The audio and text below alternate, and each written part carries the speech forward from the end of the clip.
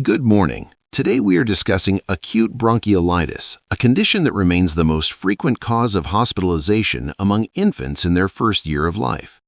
As frontline clinicians, you will encounter this syndrome repeatedly during the winter months.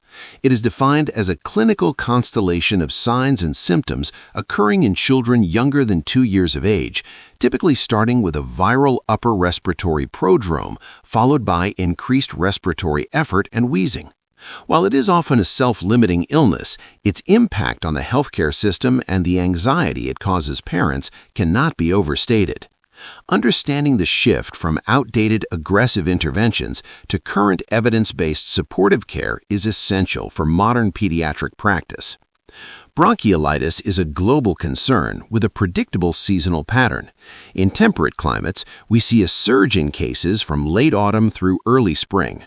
Respiratory Syncytial Virus, or RSV, is the culprit in the vast majority of cases, though other viruses like human metapneumovirus, rhinovirus, and influenza also play a role. Approximately 1/3 of all children will develop clinical bronchiolitis before their second birthday. While most are managed at home, a significant minority requires inpatient care. We must be particularly vigilant with high-risk groups, such as those born prematurely or those with pre-existing cardiac or pulmonary conditions, as these infants have a much lower physiological reserve. The pathophysiology of bronchiolitis is a story of mechanical obstruction. Unlike asthma, which is primarily characterized by smooth muscle bronchospasm, bronchiolitis involves the physical blockage of the smallest airways. When the virus infects the bronchiolar epithelial cells, it causes direct cellular damage and necrosis. This leads to an inflammatory cascade, resulting in submucosal edema and the production of thick mucus. The dead epithelial cells slough off into the airway lumen, creating plugs of debris. Because infant airways are already small in diameter, even a minor decrease in the radius leads to a massive increase in resistance to airflow. This results in air trapping and hyperinflation, or in cases of complete blockage, obstructive atelectasis. To illustrate the clinical progression, let us consider a hypothetical case. Imagine a 4-month-old infant, previously healthy, brought to the emergency department in January. The mother reports a 3-day history of clear nasal discharge and a mild cough. However, over the last 24 hours, the infant has become increasingly fussy, the cough has become tight, and the infant is only taking half of their usual bottle volume. On examination, the infant is tachypneic with a respiratory rate of 65 breaths per minute. You observe subcostal and intercostal retractions and notable nasal flaring. On auscultation, you hear diffuse fine crackles and a high-pitched expiratory wheeze throughout all lung fields. The oxygen saturation is 91% on room air. This is the classic presentation of moderate acute bronchiolitis. The clinical hallmark of bronchiolitis is the transition from upper to lower respiratory tract involvement. Initially, the child presents with the common cold, sneezing, and rhinorrhea. As the inflammation moves down the tracheobronchial tree, the cough becomes more prominent. On physical exam, clinicians must assess the work of breathing carefully. Look for accessory muscle use, which includes retractions at the neck, between the ribs, and below the rib cage.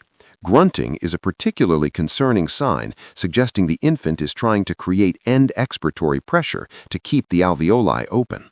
Auscultation is often busy, filled with a mix of sounds that may change after the child coughs or is suctioned. One of the most important points for clinical practice is that the diagnosis of bronchiolitis is clinical. In a typically presenting infant during RSV season, there is very little utility in routine chest X-rays or blood work. X-rays often show non-specific findings like hyperinflation or patchy shadows that can be mistaken for bacterial pneumonia, leading to the unnecessary use of antibiotics. Similarly, a white blood cell count rarely changes the management plan. Viral swabbing may be performed for infection control purposes within a hospital, but it does not change the treatment for the individual patient. Our focus should remain on the clinical stability, hydration status, and respiratory effort of the child. The management of bronchiolitis has undergone a less is more revolution. For decades, clinicians tried using salbutamol, epinephrine, and steroids, but large-scale studies have shown these do not significantly shorten the hospital stay or improve outcomes. The cornerstone of management is high-quality supportive care. This involves maintaining oxygenation and hydration. If an infant's oxygen saturation stays consistently below 90 to 92%, supplemental oxygen is indicated. For those with significant respiratory distress, high-flow nasal cannula therapy has become a valuable tool to provide a small amount of positive pressure and reduce the work of breathing. Hydration is equally critical. If the infant is breathing too fast to feed safely, we must provide fluids via a nasogastric tube or intravenous line. Most infants recover from acute bronchiolitis within 2 weeks, though the cough can linger. The prognosis is generally excellent, but we must counsel parents about the peak of the illness, which usually occurs around day 3 to 5. There is an ongoing discussion regarding the link between early bronchiolitis and the later development of asthma. While there is a correlation, it is unclear if the virus causes asthma or if infants predisposed to asthma simply have more severe reactions to viral infections. Finally, prevention is key. For our most vulnerable patients, the use of monoclonal antibodies like nirsevimab provides passive immunity that can significantly reduce the risk of severe RSV-related hospitalization. Thank you for your attention. Please let me know if you have any questions.